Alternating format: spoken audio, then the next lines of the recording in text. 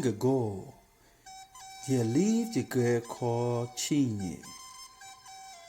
Her father and mother were dead, so she lived with her stepmother Nkechi and her stepsister Adama.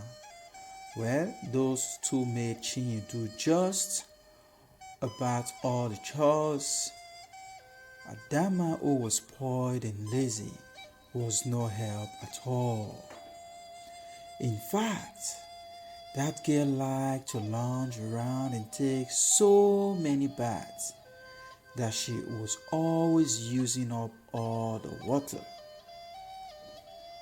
One night, there was not a drop left in the hut to use for cooking dinner, so Nkechi sent Chinye to fetch some water.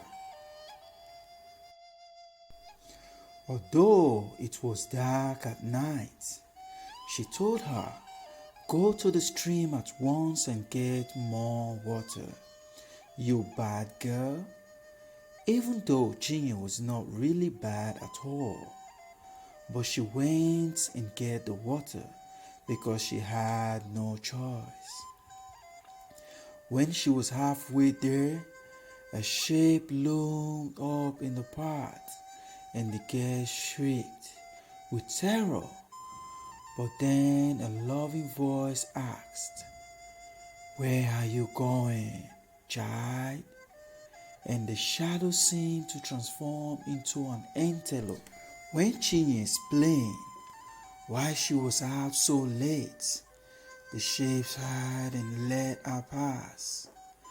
When Chinye was 3/4 of the way to the stream, another shadow burst forth, and it looked like an hyena.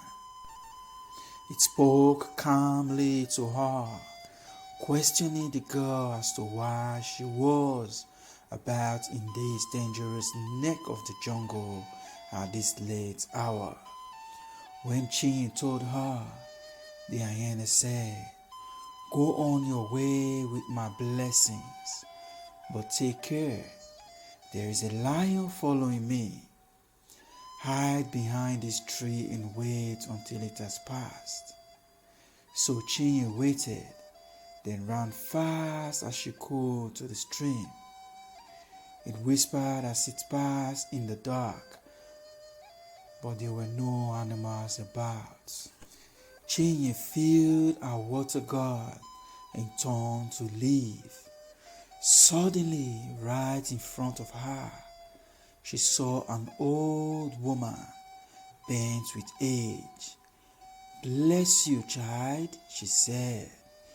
Then the old one told the girl that on her way home, she would hear drumming and singing coming from a certain hut in the jungle, and that she should enter the hut. The river spirit told her that there would be gold scattered over the hut floor, and that Chinye should choose the smallest, quiet gourd, not the large ones that would call out asking to be picked up. With another blessing for Chinye, the spirit wafted away, and all passed just as she had foretold. The hut with the sound of drumming and singing was there, and its floor was crowded with gods. Some had straight neck, some curved, some were nearly as big as Chinye, some small enough to hold in her palm. She sought out the little ones, picked it up, and left the hut. And the old woman of the river appeared again. "You have chosen wisely.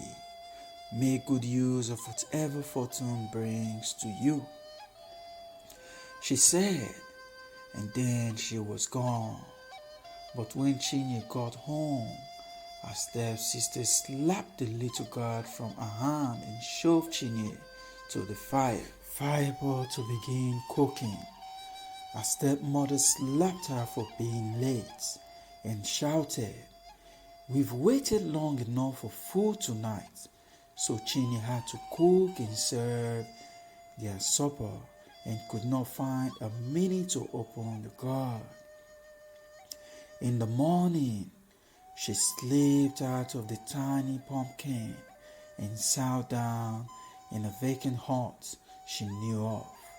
Then she used a rake and rock and cracked open the pumpkin, and at a stroke the bare hut was transformed into a treasure house. Gold ornaments spilled across the floor, mingled with ivory and swats of red damask in all colors under the sun. And Chinye, who was as generous as she was, they thoughtfully ran to share the good news with her stepmother. Aha! Nkechi's eyes gleamed greedily, and she sent lazy Adama to the river to seek the spirits. Of course, that girl found her, and of course, the spirit gave her the same blessings and advice she had given to Chinye. But did Adama listen?